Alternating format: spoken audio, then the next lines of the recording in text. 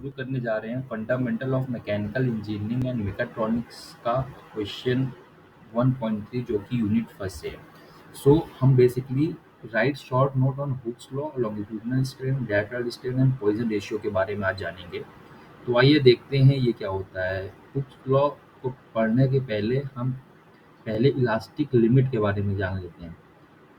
First बेटा, elastic limit क्या होती है? देखो, जब भी हम किसी बॉडी में फोर्स लगाते हैं, लाइक ये हमारी बॉडी है, हमने फोर्स लगाया है इसमें दोनों साइड से टेंसाइल फोर्स, तो बॉडी डिफॉर्म होगी, इसका साइज चेंज होगा और ये बॉडी कुछ इस टाइप में इंक्रीज हो जाएगी साइज। और जब हम इसमें फोर्स हटा देंगे तो बॉडी फिर से अपने ओरिजिनल साइज को रिगेन कर लेगी।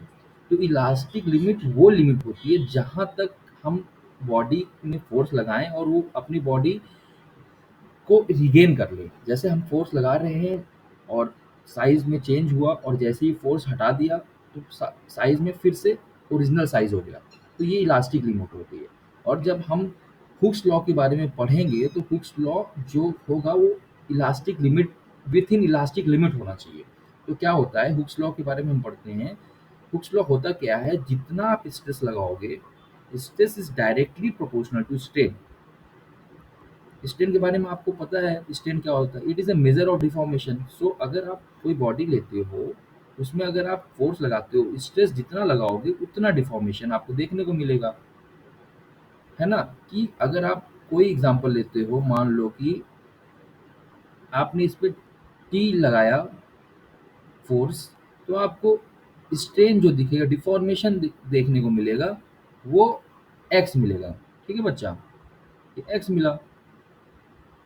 और जैसे ही आप टी प्लस वाई की फोर्स लगा दोगे, जो डिफॉर्मेशन हो जाएगा वो भी एक्स प्लस वाई हो जाएगा। So you can say that stress is directly proportional to strain. Stress is directly proportional to strain. Okay.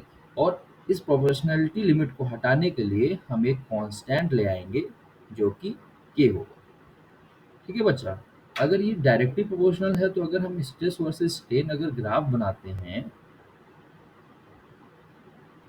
तो ये कुछ ऐसे जाएगा बच्चा, straight line.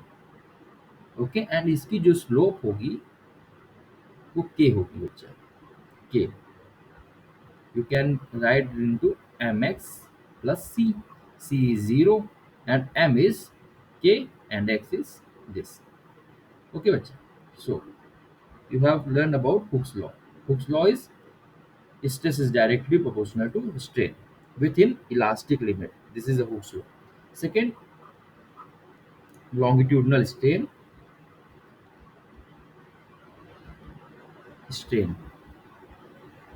See, I have told you about if there is any body, कोई body है, अगर हम इसके एक्सिस के बारे में बेटा बात करेंगे तो ये लॉन्गिट्यूडनल एक्सिस होती है बच्चा, जो लॉन्गेस्ट साइड होती है। और जो उसकी शॉर्ट अदर टू साइड्स जो होती है, जो छोटी होती हैं, उनको हम बोलते हैं लेटरल एक्सिस। ठीक है। तो अगर हम लॉन्गिट्यूडनल एक्सिस के बारे में बात करते हैं दोस्त, तो लॉन्गिट्यूडनल स्ट्रेन क्या होता है उसके बारे में अगर हम बात करते हैं तो लॉन्गिट्यूडनल स्ट्रेन क्या होता है, जो हम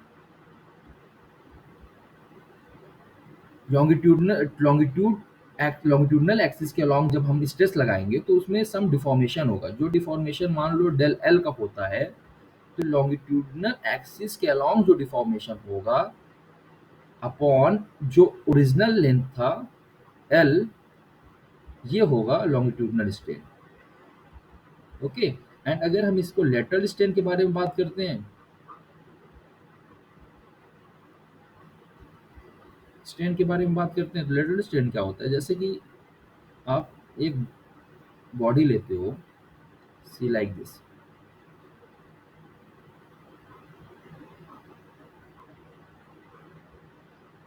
this is L, this is H and this is D. If अगर हम इसमें स्ट्रेन कुछ फोर्स लगाते हैं बच्चा, ठीक है, तो एच और डी में भी तो चेंजेस आएंगे जब भी इसमें स्ट्रेस लगेगा और इसमें साइज इंक्रीज होगी, तो एच और डी में भी चेंज आएंगे। और जितना चेंज आएगा, जितना डिफॉर्मेशन आपको देखने को मिलेगा, मीन्स आपको पहले एच था, अब क्या हो गया, एच प्लस डेल एच। तो जो लेटरल स्ट्रेन होगा, वो लेटरल एक्सिस के अलोंग में जो चेंज हो रहा है upon original length, like del H upon H, del D upon D, ये है लेटरल स्ट्रेन। ठीक है भाई।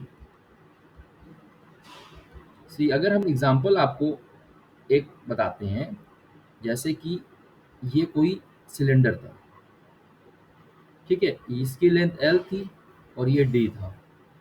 हमने इसमें स्ट्रेस लगाया और नाव जैसे ही हमने फोर्स लगाया, तो ये क्या हो गया, ये जो हो गया उसमें कुछ चेंज आ गया और इसमें कुछ चेंज आ गया, प्लस डेल एल हो गया। और ये जो हो गया, ये हो जाएगा, डिक्रीज हो गया, डेल प्लस डेल डी। सो अगर हम डेल डी अपॉन डी देखेंगे और डेल एल अपॉन एल देखेंगे, तो ये लेटरल स्ट्रेन हो जाएगा और ये लॉन्गिट्यूडनल स्ट्रेन हो जाएगा। अब तो क्लियर होगा दोस्त? हाँ, चलो, यहाँ तक आपको क्लियर हो गया। अब जो आप जिसके बारे में बात करेंगे, वो पॉइजन रेशियो के बारे में बात करेंगे बच्चा। Ratio,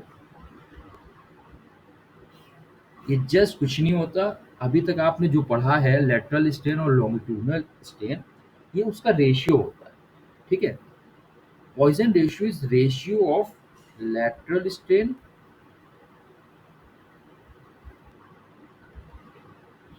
to longitudinal strain।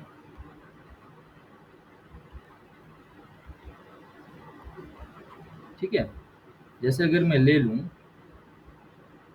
कोई भी बॉडी, सेम एग्जांपल अगर हम ले लेते हैं, सेम एग्जांपल, तो अगर पॉइजन रेशियो हमको निकालना है, तो जो कि आएगा ये del D upon D and del L upon L. ठीक है, चलो, हो गया, थैंक यू।